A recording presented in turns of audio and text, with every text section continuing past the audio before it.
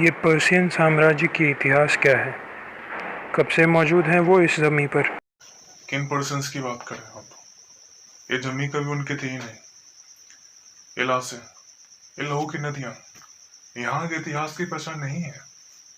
यहाँ का इतिहास इतना पुराना है कि उस वक्त पर्शियन तो क्या, कोई और साम्राज्य मौजूद ही नहीं था। अगर कुछ था तो बस एक सभ्यता, मेसोपोटामियन सभ्यता।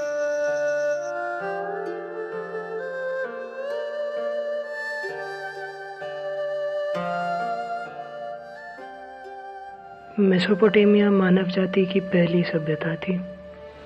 यहाँ के निवासी यानी हमारे पूर्वजों को सुमेर कहा जाता था। सुमेरियंस ने मानव जाति के लिए कई नए आविष्कार किए। दोनों ओर से नदियों से घिरे मेसोपोटामिया की सुंदरता ही कुछ और थी। खेती की शुरुआत यहीं हुई और खेती की मदद के लिए सिंचाई का उपयोग भी यहीं पर शुरू हुआ। उरूक, एरिदू, लगाश और निपुर जैसे कई बड़े शहरों का निर्माण हुआ और नए शहरों के साथ साथ नए आविष्कार भी जन्म ले रहे थे।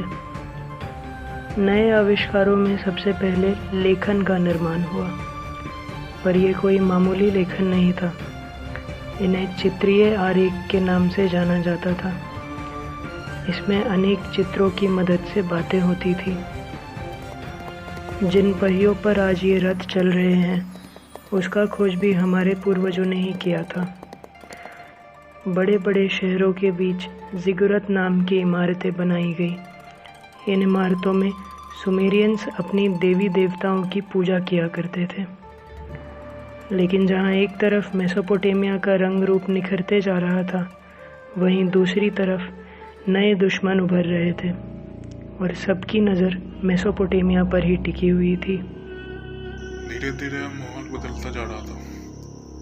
दुश्मन नजदीक आ रहे थे मेसोपोटामिया पर कब्जा करने के मकसद से, और कुछ ऐसा ही हुआ सन 1333 ईसा में, जब राजा सार्गोन ने मेसोपोटामिया के अधिकतर राज्यों को अपने काबू में कर लिया। और इसी के साथ जन्म उससे के पहले साम्राज्य को, अकेडियन साम्राज्य को।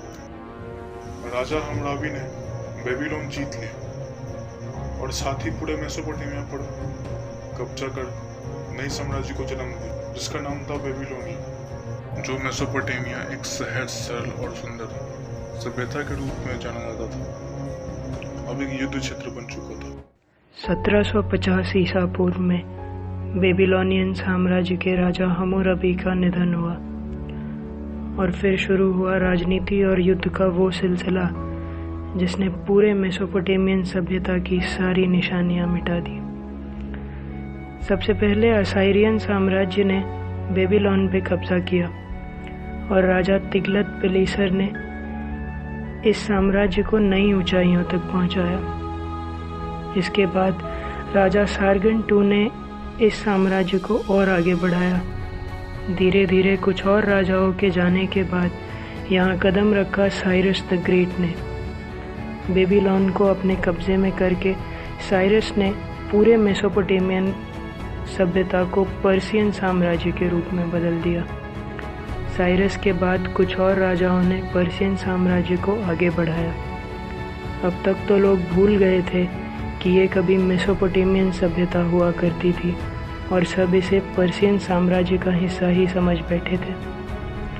लेकिन 333 ईसा पूर्व में एक ऐसे योद्धा ने पर्शियंस पर आक्रमण किया जिसने इस साम्राज्य को घुटने के बल बिठा दिया और पूरे मेसोपोटामियन पर अपना काबू पा लिया। उस योद्धा का नाम था